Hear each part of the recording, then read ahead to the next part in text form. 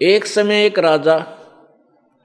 एक राजा की पत्नी बहुत धार्मिक थी और वो साथ में ही जब आश्रम था शहर से थोड़ी सी दूरी पर, वहां गुरुदेव के सत्संग सुनने जाया करती थी। अब राजा भी अच्छी आत्मा का था, उसने अपनी पत्नी को मना नहीं किया, लेकिन स्वयं उसका सहयोग नहीं दिया उपदेश आदि लेने में। अब जिस पुण्यात्मा को, जिस भक्तमती को ज्ञान हो गया कि परमात्मा की भक्ति के बिना ये जीव, भले ही आज चाहे राजा है चाहे सेठ है, वो पिछले पुण्य कर्मों से है और वर्तमान में भविष्य की कमाई साधना ठीक नहीं की, तो अगले जन्म में सत्संग वचनों से पता चल जाता है कि नेक्स्ट जीवन उसका बहुत दुखदायी होगा। क्या बताते हैं सत्संग में? कबीर हरि के नाम बिना ये राजा रसब हुए, मिट्टी लदे कुमार के फिर घास न डाले कोई। ये भगवान, परमात्मा की भक्ति के बिना राजा भी अगले जन्म में गधे की योनि में जाएगा। अब तो उसको सारे ठाठ बाट हैं, सब सुविधाएं उपलब्ध हैं, उस फिर आगे गधा बनने के बाद सारा दिन धंधा कुमार के करेगा और उसके घर तो आहार भी नहीं मिलेगा, बाहर जंगल में जाकर अपने दांत घिसाई करके वो फिर वहां पेट भरेगा। अब इन बातों का ज्ञान उस पुण्यात्मा रानी को हो गया, क्योंकि संतों के वचन मिथ्या नहीं होते, वो परमात्मा के मार्ग से परिचित होते हैं। संत परमात्मा के विधान से परिचित होते हैं और सत्संग सुनने के बाद ये अज्ञान अंधेरा हट जाता है। तो रानी को ये विश्वास 100% हो गया कि तेरे पति बहुत अच्छी आत्मा के हैं, मुझे सत्संग में जाने में, दान करने में कभी बाधा नहीं करते। और गुरुदेव भी बार बार कहते हैं, बेटी अपने पति को भी इसी मार्ग पर लगाओ, आपका फर्ज बनता है, आपको ज्ञान हो गया है, आपका जीवन साथी है, आप उसे भी समझाओ, भक्ति मार्ग पर लगा दो। अब रानी भी प्रार्थना करती रही कि गुरुदेव दया करो, वो आपका बच्चा भी आपके चरणों में आ जाओ, अपना कल्याण करवा ले। अब रानी जाकर के राजा को जब भी सत्संग सुनकर जाती, हफ्ते 10 दिन में 15 दिन में आती, तो जाते ही उसको भी उमंग सी उठती कि अपने पति ने कह दो ये दुख पावेगा। आज तो ये राज में फूला फिरा है, कल ये राज नहीं रहेगा, शरीर भी नहीं रहेगा, फिर दुर्गति होगी इसकी। अब अपने निजी व्यक्ति को कोई भी आपत्ति में नहीं जाने देगा जब तक पार बसावेगी। इसी दृष्टिकोण से रानी ने अपने पति से कहा, कहती रही कि आप उपदेश ले लो, नाम ले लो, भगवान बजा करो। जो सत्संग में सुनकर आती उनको सुनाती, वो कुछ देर तो ध्यान से सुनता, फिर कहता आप ही कर लो मेरे नाम का वजन। तो रानी ने कहा कि गुरुदेव जी कहते हैं कि जैसे मैं रोटी खाऊंगी तो मेरा पेट भरेगा, आप खाओगे आपका भरेगा। मैं अपना पेट भर रही हूं आध्यात्मिक तरीके से, धार्मिक, और आप खाली बैठे हो, भूखे हो, मुझसे देखा नहीं जाता। अब राजा के बीमारी हो है, वो गुटी सूटी लावे, कलबा में डांस देखने जावे, बकवाद करे, वो ना छूटे उस तक। तो वो नो कहे ना बस ठीक है, ये गुरुजी तई से अटकल चुटकलेबाजी जाने करें, ऐसे जानते हैं मूर्ख बनाने के लिए। और फिर कहता है कि मैं भक्ति करता हूं, ऐसी बात थोड़ी, मैं भी भक्ति करता हूं। तो रानी को ज्ञान था, वो समझाती थी, गुरु बिन माला फेरते, गुरु बिन देव दान, और गुरु बिन दोनों निष्फल हैं, ते पूछो वेद पुराण। राम कृष्ण से कौन बड़ा, उन्हों भी गुरु कीन, और 3 लोग के वे धनी गुरु आगे आदीन। अब परमात्मा कबीर जी ये बताना चाहते हैं कि श्री रामचंद्र जी जिसको तुम भगवान मानते हो, उन्होंने भी वशिष्ठ मुनि जी से नाम लिया, गुरु बनाए, और एक शिष्य की तरह उनके सामने विनम्र रहे। श्री कृष्ण जी ने दुर्वासा जी को अपना गुरु बनाया और उनके आदेशानुसार अपनी भक्ति की चरणों में नतमस्तक रहे। श्री कृष्ण जी के संदीपनी जो गुरु बताए हैं वो अक्षर गुरु थे, टीचर थे, जो कह ख ग गड़े सिखाया करें। वो केवल पट शिक्षा दी थी उनको, लेकिन आध्यात्मिक गुरु दुर्वासा जी थे श्री कृष्ण जी के। तो परमात्मा हमें ये बताना चाहते हैं कि राम कृष्ण से कौन बड़ा, तुम्हारे दृष्टिकोण में तुम राम कृष्ण से बड़ा नहीं मानते, और उन ने भी गुरु बनाए, और उन भी गुरु कीन, और 3 लोग के वेदनी भाई गुरु आज्ञा आदीन। अब एक ही उदाहरण थे, भगवान ने सारा काम संगवा दिया। अब जैसे हमारे जैसे घसियारों की क्या औकात है, जो भगवान ना बजर गुरु ना बनावा, जो राम कृष्ण जैसे भगवानों ने गुरु बनाए, तो हमारी बुद्धिहीनता है जी, हम गुरु बनाकर भक्ति नहीं करते, अपनी अपनी अपनी डफलीता रोज बजावा दुनिया घर में, आप पर राम राम जय जय राम सीता राम राधे श्याम, ये तो कोई कर लो, नो थोड़ी बात बनेगी। नियम बनाया है परमात्मा ने, उन मर्यादाओं में हमने चलना पड़ेगा।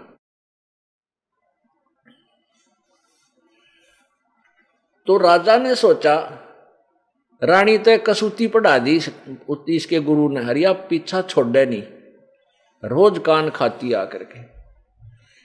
अब राजा ने सोचा कि एक दिन इसके गुरु ने लताड़ा हूं वहां जाके, इसके सामने ही उसकी पोल खोल दूं, उससे पूछूंगा गुरु से क्या भक्ति गुरु के बिना नहीं होती, क्यों बहकाते हो दुनिया को, ऐसे है वैसे है, और बहुत से प्रश्न पूछूंगा इस रानी के सामने, उसको फिटे मुंह कर दूंगा। तो राजा ने कहा कि अब की बार तेरा सत्संग हो तब मुझे बताना, मैं चलूंगा। रानी बड़ी खुश हुई, फूली नहीं समाई। अब आगे जो सत्संग था वो दिन बता दिया राजा को। राजा बोला ठीक है मैं अवश्य चलूंगा। राजा चला गया, रानी और बहुत से कुछ उसके अंगरक्षक साथ चले गए। वो पहले चले गए सत्संग से पूर्व और प्रार्थना की, गुरुदेव मेरे पति आए हैं। रानी ने कहा, और आज बड़ी दया हुई है, वो आपके दर्शन करना चाहते हैं। अब महाराज जी ने कहा ठीक है बेटी बुला लो। वो कह रहे हैं जी ज़्यादा समय नहीं है, फिर जाना है, आपके दर्शन करना चाहते हैं, और कुछ एक दो उनकी शंका है वो समाधान कराना चाहते हैं। अब गुरु जी ने कहा बुला ले बेटी। राजा भी बैठ गया, रानी बैठ गई, 5-4 भक्त बैठ गए। अब महाराज जी ने, गुरुदेव ने, संत जी ने कहा आओ राजन, बड़ा सौभाग्य है आपका कि आज आप भगवान के दरबार परमात्मा के लिए चल कर आए हो। भक्ति किया करो, भक्ति करो भगवान की।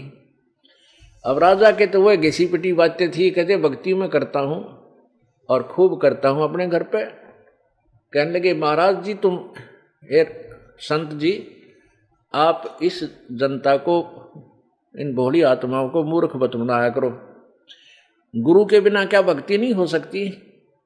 क्या गुरु के से नाम लेना आवश्यक है? वही नाम हम भी तो वैसे जाप कर सकते हैं, उससे क्या लाभ होगा? आप भ्रमित कर रहे हो। अब वो संत जी जान गए, इसे सिरफिरे रोज मिलते 1-2 आकर के संतों को, तो उनको टालने का तरीका सोचा। राजा है, जब मैंने कोई प्रश्नोत्तरी कर दी तो यू बनमाना और ज्यादा नाराज हो जा भाई। राजा में अभिमान मालगाड़ी जितना होता है, मालगाड़ी में ना चला है, और वो अपनी बात का विरोध स्वीकार नहीं कर सकता, उसके इतने माड़े कर्म होते हैं। इसलिए संत को पता होता है कि राजा की बात का उत्तर अन्य तरीके से ही दिया जाना चाहिए। अब संत जी ने कहा जी आप तो बहुत बड़े विद्वान हो, आप तो बहुत अच्छी बातें करते हो, अब आपके प्रश्नों का उत्तर देने का मेरे पास इसमें समय नहीं, क्योंकि सत्संग का समय हो गया है, और कभी मैं आपके घर आ जाऊंगा, मुझे समय बता दो, वहां बैठकर बातचीत कर लेंगे। अब राजा ने सोचा बढ़िया बात होगी, वहां मैं और रानी यू 3 होंगे और इसकी खूब छक्के छुड़ा दूंगा वहां पर, या रानी मेरा सिर खाना बंद कर देगी। राजा फूला नहीं समाया कि संत जी ने तो मुझे बड़ा विद्वान कह दिया। अब मान बड़ाई की भूख हमारे अंदर पूरी रहती है। राजा आ गया और रानी बोली मैं तो आऊंगी सत्संग सुनकर। जैसा भी कुछ दिनों के बाद जो निर्धारित समय था उस दिन वो संत ने आना था। राजा को पता था कि संत आएंगे। राजा भी तैयार था। रानी भी अपने गुरुदेव के आने की खुशी में फूली नहीं समावत थी। बढ़िया भोजन बना रखा, अच्छे बढ़िया बस्तर ला रखे, आसन लगा रखा। तो राजा ने सैनिकों से बोल दिया कि रानी के गुरुदेव का आने देना, रोकना नहीं। उनके साथ एक दो भगत भी था। तो गुरुजी महाराज जी आए और सैनिकों ने प्रणाम किया और आगे चलने को प्रार्थना की।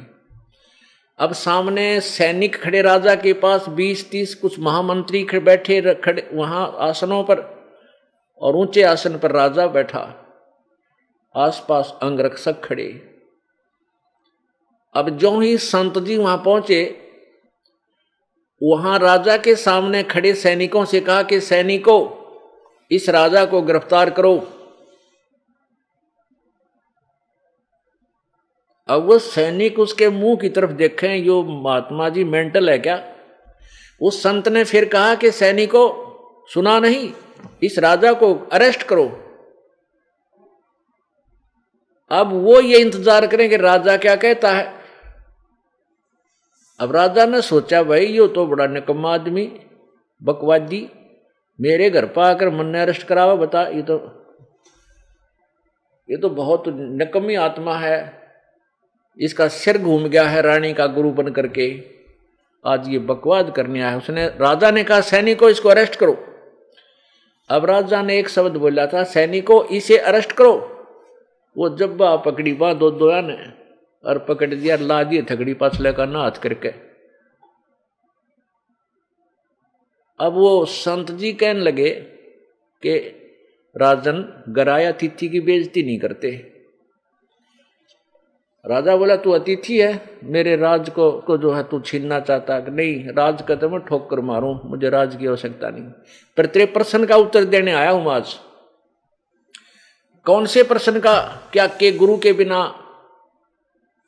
गुरु में ऐसी कौन सी पावर है जो उसे नाम लेकर ही भक्ति चलेगी, भक्ति करनी चाहिए?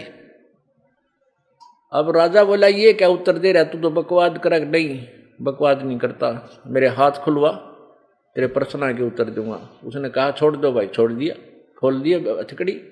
राजा के कहते ही उस संत को छोड़ दिया सैनिकों ने। तब संत ने कहा, महाराज जी देखो, आपकी वचन में शक्ति है।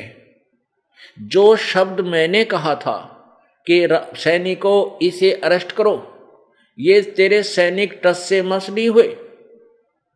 मैंने 2-3 बार कहा और आपने यही शब्द कहा था, सैनिकों इसे अरेस्ट करो।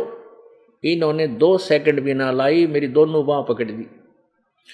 आपके वचन की शक्ति से ये एकदम हरकत में आगे, और मेरे वचन की शक्ति से ये टस से मस नहीं हो। इसी प्रकार आप ये भौतिकवाद के अधिकारी हो, आपके वचन में शक्ति है, आपके वचन की शक्ति से ये सब चलते हैं। इसी प्रकार मेरे अंदर आध्यात्मिक शक्ति है, मेरे वचन में। जो मंत्र, जो वचन मैं बोलूंगा, उसी समय पूरे तत्व क्रिया कार्यवन हो जाएंगे। आप बोलते रहना, आध्यात्मिक मार्ग में तेरी कति नहीं चलेगी। अब कहते हैं बुद्धिमान को तो संकेत ही बहुत होता है। उसी समय सिंहासन से नीचे उतरा और समेत मुकुट के चरणों में गिर गया और उपदेश लिया अपना कल्याण।